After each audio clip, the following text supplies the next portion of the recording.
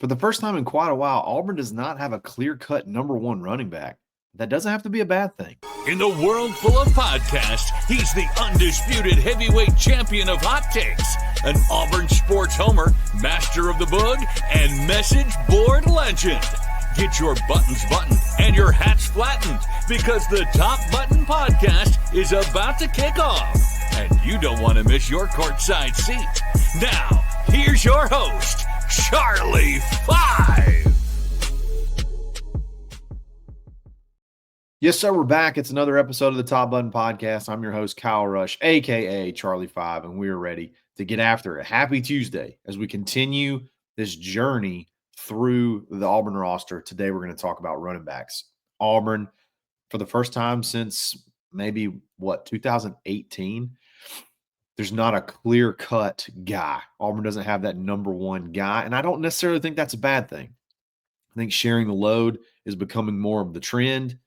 And it's something I've honestly kind of rooted for quite some time. So we'll break all that down and talk about all the different players vying for carries this spring and how that goes. Spring actually kicks off today. I was wrong. It starts today, not yesterday. I'm getting a little excited, getting a little ahead of myself. So one of the more fascinating storylines, we'll discuss all of that here in just a second. But before we get started, we got to give a shout out to Uncle Keith's Red Sauce. What are you doing if you haven't tried it already? The comments are crazy. The YouTube live chat loves Uncle Keith's Red Sauce. Go to UncleKeith'sRedSauce.com. Save big by using coupon code TheBarn25 to take 25% off your order. If you live in the state of Alabama, you've probably seen it. You've just been scared to pull the trigger on it in your local Publix. Pull the trigger. Get the black top, get the red top, get the mild and the spicy. And roll with it. See what you think. I think you'll be happy with the texture, the taste, a little bit of a southern kick to it. And you'll be supporting an Auburn family. Literally lives right around the corner from me, right in the heart of Auburn. So you'll be guaranteed that none of your money goes to Alabama's NIL. So show Uncle Keith's Red Sauce some love. If it's not near you in a store, go online, save big, check it out. Uncle Keith's Red Sauce. It's good, y'all. Let's talk running backs. One of my favorite positions in football. I love a good running back, man. I love a good run game. I know that I say I love throwing the ball in the air, and I love 50-50 balls and all that stuff, and I do. I adore them. But there's something to be said for just being able to turn around, hand it off, and get 4 or 5 yards in a pinch, or, whenever it's 3rd and 2 and you just know you got a guy that you can turn around and hand it off to, and he's going to be able to get 3 yards. There's just something to be said for that. And for year after year, it seems like Auburn typically will have a very clear-cut heir apparent. You can go back in time for a long time. And again, I can think 2018 is probably the only year I can think of where we didn't really know who the guy was going to be. It was Cam Martin that was going to start off the year, and then Boobie Whitlow kind of emerged as the guy. There was you could go to 2016 where you thought Carrion was going to be the guy, and then Cam Petway popped, and he was the guy. That was kind of a 1-2 punch, but with Cam Petway getting a lot more of the carries. Auburn's just kind of always been known to have a pretty good running back, a running back stable to where guys leave, you know who's going to step in, you're excited about the next guy up. This year is so much different because you got multiple guys, and none of them have really, neither one of the guys that have been here have really stood out from each other. None of them have had games where they've had, multiple carries other than, 4 or 5 carries here or there that you can say for sure Jeremiah Cobb is the guy. Damari Alston is the guy. We just don't have that this year. And I don't necessarily think that that's a bad thing. And we'll talk about what approach you could be looking forward to and the pros and cons of having, a rotation a little bit later. But let's talk about the returners. Damari Alston. It's very rare to be here for 4 years or going into your 4th year and just not know for sure yet if you're going to be the guy and it not be a bad thing. You would think if someone's been here going into their senior year and they haven't stepped up, I don't even want to say that because that sounds negative towards Damari, haven't really stepped forward and taken over that starting role yet. Typically, you would think, man, that guy just must not be very good. But unfortunately for Damari, he's been behind a pretty daggum good running back who also stayed for 4 years. So he's been patient. He's been a great teammate. He's been all Auburn recruiting wise. He's always been a big force on the recruiting trail, whether he's hosting visits, giving hints on Twitter, things like that. Damari Alston, it's his year. It's time. It's put up or shut up time. This is it for him. And there are times, legitimately, this is not just booging. There are times when he's looked like the more explosive running back on the whole team. I just think about that run against Arkansas, even though he fumbled going into the end zone. That first burst when he can put his foot in the ground and get north-south is top-notch. It's SEC caliber. I like he runs with a little bit of patience. He runs with good vision. I really like the tools that Damari Alston has. Again, he's just had sort of bad luck as far as when he came to Auburn and who he was behind. So I think he has the tools. Physically, he looks great. Got to get over the number 0 thing. That one's tough for me. I don't know why. I'm just not a big fan. Not a big fan. I liked him at, 22 or something? He was in the 20s whenever he was before he switched to 0. He could easily be a feature back, I think, at a lot of places. And I like the qualities, the leadership that he brings to the table. He's going to have I think he has a chance to have a really good year. The fumbling thing is something that's got to be cleaned up. He's fumbled at least one time every single year, and he's not getting just a ton of carries. Now, I haven't done the math to know what's the ratio of how many carries to fumble, and then compare that to other backs. But also, reps have a lot to do with that. And opportunities have a lot to do with that. When you finally get that carry, you've been waiting on, you've been patient for it. You're trying to do everything you can to maximize it. Damari probably hasn't felt the comfort to know, hey, if I can let me just get 3 yards. Let me just get 4 yards. No, he's probably thinking, man, I got to get everything I can get out of this. And some of those fumbles have always been like, being held up, having it punched out in the rain last year against New Mexico State. This year, I don't think he necessarily has to have that sense of urgency.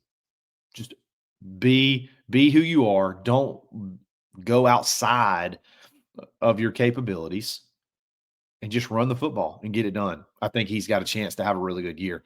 Jeremiah Cobb, he's probably the most intriguing player on this team. Another guy who has been courted, tampered with to try so desperately to get away from Auburn because he can be, I think, a big-time feature back at another school. Georgia has really tampered with him the last 2 seasons to get him away, but he stayed. A lot to be said for that. Montgomery kid, he's been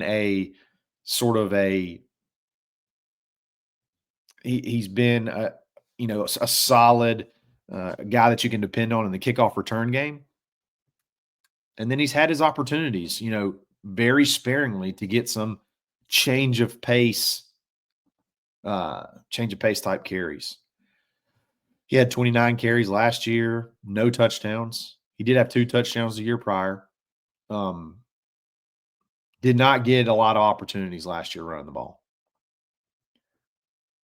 But again, I don't think that says anything about him. I think it's everything about who you had in there at number 1. Jarquez was just a beast, and you wanted to get him his touches, and we are going to start, I would imagine, probably throwing the ball a lot more than we're used to. And so those touches go down. Those touch opportunities go way down. The one thing about Jeremiah Cobb that I've always been a little bit concerned about was vision, but I think that may have a lot to do with what I just spoke to with Damari. Limited touches. I'm trying to score a touchdown when I get the ball. Like I don't know when I'm going to get it again. I'm doing everything I can to try to score a touchdown. I think that leads to him to probably, accelerating into a hole that if he was a little bit more patient, hey, the 6-yard gain was probably there, but I'm trying to bust off the 25-yard gain. That's human nature. I don't think he's going to have to do that this year, though. I think you can have a really good 1-2 punch here. You don't necessarily have to have that number 1 guy. We're going to talk to newcomers here in just a second, but before we do that, check out this sick hoodie I got on. This sick Auburn licensed hoodie I have from rowback.com. Just came in a couple days ago. Super fired up about it. Go to rowback.com. You can check out all of the Auburn licensed apparel. They have 2 hoodies, a quarter zip, couple of polos. And I can't wait for the new stuff that comes around when the season kicks off. If you don't want just Auburn stuff, they have everything you can imagine, from printed polos, solid polos, striped polos, all the classic stuff, and you can get a little zany if you like that as well. So a lot of different color hoodies as well. I know we're getting out of hoodie season, getting close to being out of hoodie season. Still feels good to throw one on in the morning. You can shed it off as the day goes on. They got it all. Go to rowback.com. Use coupon code BUTTON20 to take 20% off. That's rowback.com.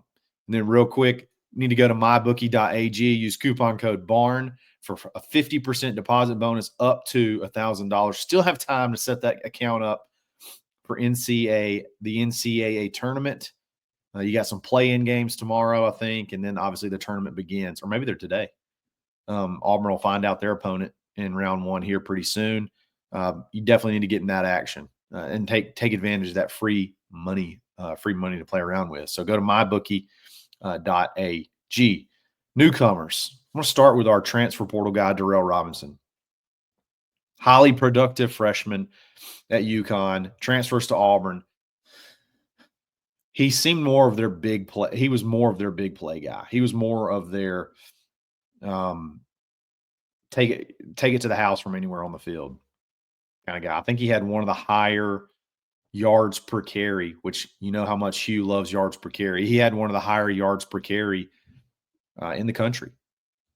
6.8 yards a carry, 8 touchdowns, 731 yards. I like at 200 pounds. That's one thing that I love. He's much different than our other 2 backs. He's long, 6'1", 200 pounds, 200 plus pounds. Most of our guys are more short and stocky. So could this guy be could he be a receiving threat? Could you get him one-on-one with a linebacker and let his, size and length sort of take over? Is he a little bit better of a receiving target to throw to? I love the layers. I mean, we literally have a senior, a junior, a sophomore, Durrell Robinson, and then you got your 2 freshmen. The most perfect layers of running back depth that you could ever ask for. In today's age with the portal and people going, you just take what you can get. Auburn's got that thing layered up just right. And I think Durrell sees the opportunity next year. I'm going to come put in my work this year, but I could be a star in the SEC in 2026. And who knows? He could be the guy this year. Again, there's no clear-cut number 1. So Damari and Jeremiah are great, but they haven't done anything necessarily to cement themselves as the true number one. So Durrell could easily, he could easily be the guy. He's one of the more exciting players he's one of the players that I'm more excited to see this spring for sure. Just having that bigger back. I love it. I love it. A bigger back that can take it to the house too. Had a 68-yard touchdown last year. He's got some jets. He can go. And then you got your freshmen.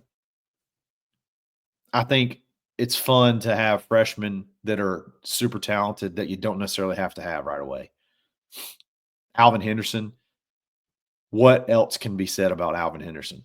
He's ran for about 100 miles in high school. I think if you added all his yards up, that'd be somewhere around 100 miles. I have not done that math. Don't fact check me on that, but it was a long way. 10,000 plus yards. I guess that's closer to what? 5 miles. Let me know the math in the comments. Math on the fly is kind of tough. How does he translate to the SEC in 1 year? Coming from 1A ball. We've talked about that till we're blue in the face. Sounds like he's putting in the work. I think he fits in with the team really well, fits in with the class really well. I don't think anybody's going to outwork Alvin. So if it's just that, if it's just effort and work to get him to where he has to be, it won't be long. I think he'll be right there. He doesn't have the elite top end, take it to the house speed, but he gets up to that speed very quickly. So he could be a very effective SEC running back. One cut, jump cut, boom, explode, go. It's just going to take some time. He'll be fun to watch in the spring, watch and see how he kind of handles not being the guy, being us necessarily the top dog. I think he can do it. Just talking to him, I think he has the right mindset. I think he can do it. And then Omar Mabson, the latest addition to the class. He may be more SEC ready, but because based off the competition that he played, but he skipped a year. So he's a year behind everybody from an age standpoint, from a, probably physical body standpoint. He's probably still growing. He's a young guy. Maybe we'll hear about him being 17 years old all year. That'd be fun. The youngest running back ever. He'll be fun to watch. Actually, he's not going to be here for spring, so you're going to have to wait till summer to see him. But he's going to be one that's going to be in the mix. That kid's going to be the guy. It won't be long. You know how I said we talked about how this year you don't really know who that number one guy is. I think it won't be long, and you'll know who that number one guy is, and I think it's going to be Omar Mabson. He's special. He is special. Skipping a year, running for 1,500 plus yards in 7A 2 years in a row. Scored 30 touchdowns I think last year. Can catch it, can run it against the top competition in the state that plays really good football, by the way. It won't be long, and we'll be able to say we know who the guy is, and it's going to be Omar Mabson, in my opinion. So is having, the old saying is if you have two quarterbacks, you don't have one. Does that work with running backs? I've been begging for so long. To have more of a committee approach. Auburn has got, especially under Gus, got a bad rep. We just beat running backs into the ground. And last year, I thought they did a pretty good job, a pretty good balance of feeding Jarquez and still working these guys in. But now that you don't necessarily have that go-to guy, everybody's shifting to this committee thing. When's the last elite Georgia running back that you can remember that's just going to rip off 1,000 yards? They've had several years in a row where they've not had an 1,000-yard rusher. Alabama, same thing. It's just not the thing anymore. You got to have bodies. You got to be able to change it up. And I love the way that Damari and Jeremiah, and honestly, I'll throw in Durrell too. I love the way they all kind of complement each other.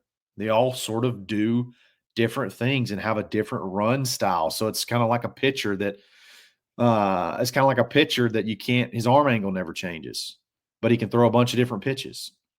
Makes it tough. I think if Auburn can run the same type play, but have a different, run the same running play, but you got a different type back there that does different things, the defense, it's tougher on the defense to know the scout, to know exactly how to defend it. This guy typically likes to bounce it outside. This guy likes to bounce it inside. This guy wants to run through my face. And you gotta diagnose that and everything all at the same, in the blink of an eye. I think not only can a rotation work in the SEC, I think it's desirable. I'd love to know your thoughts. Do you want to have that true bell cow running back? Or do you want to see Auburn work this thing, work this committee, and maybe make it a thing? And if a guy pops and he becomes the head dog, so be it. Feed him. But going into a season thinking you got to find that guy, I think you don't have to have. I don't think that's something that you have to do. I think a rotation can work, and I think it's actually very desirable. This is one of the more, again, one of the most intriguing. I think if there's 3 storylines, this is the top one.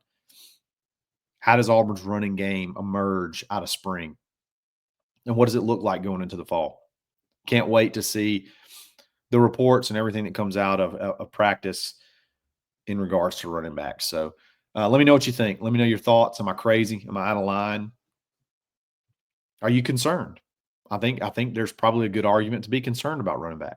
It's different. It's different to not know that you got that number 1 guy. Let me know your thoughts in the comments. Guys, I really appreciate it. If you like this video, like it. If you like this channel, subscribe to it. Like I said, get in the comments. I'll respond to pretty much every single one.